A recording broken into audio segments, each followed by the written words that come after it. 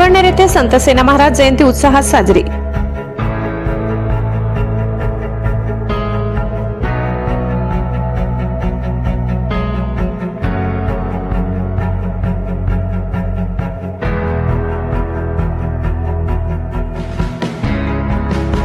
पिंपळनेर परिसरात संत सेना महाराज यांच्या जयंतीनिमित्त संत सेना महाराज मंगलमय कार्यालयातून भव्य मिरवणुकीला सुरुवात झाली। मिरवणुकीतील संत सेना महाराजांच्या प्रतिमेचे शहरातील विविध चौकामध्ये पूजन करण्यात आले। ही मिरवणूक शहरातील मुख्य रस्त्यावरून पुन्हा मंगलमय कार्यालयात येऊन तिचा समारोप झाला। या मंगलमय कार्यालयात डॉक्टर मोहसिन शेख आणि त्यांच्या टीमने मोफत नेत्र तपासणी शिबिर आयोजित केले होते। तसेच डॉक्टर योगेंद्र मोरे आणि डॉक्टर निकिता महाजन यांच्या टीमने आरोग्य तपासणी शिबिर घेतले। कार्यक्रमाच्या यशस्वी आयोजनासाठी संत सेना नवयुग मंडळ आणि दुकानदार संघाने विशेष परिश्रम घेतले।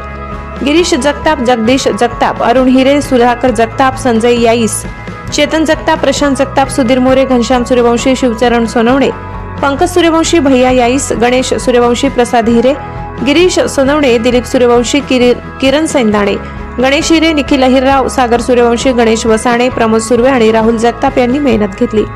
दुपारी 12 वाजता महाआरती करण्यात आली, ज्यात 5 नवविवाहित जोडप्यांना आरतीचा मान देण्यात आला। समाजात मोलाचे योगदान देणाऱ्या मान्यवरांचा शाल आणि श्रीफळ देऊन सत्कार करण्यात आला।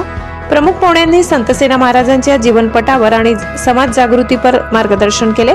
या कार्यक्रमाचे सूत्रसंचालन चंद्रकांत सूर्यवंशी यांनी केले। ब्युरो रिपोर्ट, पिंपळनेर, सहसंपादक अनिल बोराडे। दिनांक 20/8/2025 संत शिरोमणी श्री संत सेना महाराज यांची पुण्यतिथी पिंपळनेर शहरामध्ये भव्य रथयात्रा व विविध कार्यक्रमांचं आयोजन करून करण्यात आले।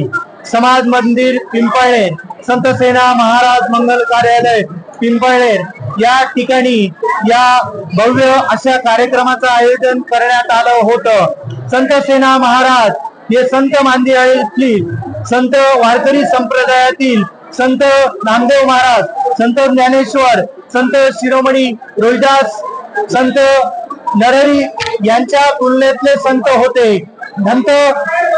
संत सेनाजी महाराज यांचा जन्म मध्य प्रदेशातील बांधवगड येथे झाला होता।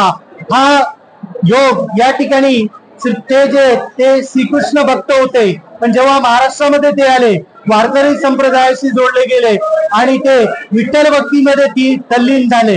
विठ्ठल भक्ती करता करता त्यांनी विठ्ठलाच्या नावाचे अनेक अभंग देखील लिहिलेले आहे। समाजामध्ये या ठिकाणी जर पाहिलं तर त्यांनी शास्त्रार्थ केला होता वाराणसीला जाऊन, आणि माणूस हा जातीने नाही तर कर्माने श्रेष्ठ होत असतो आणि कर्म हे सर्वश्रेष्ठ असतो।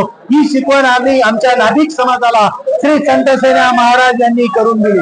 संत सेना महाराज हे सर्व जातींना समान समजत होते आणि त्यांनी अशी शिकवण दिली की शिक्षण, विज्ञानाची कास धरा आणि समाजाचा उद्धार करा।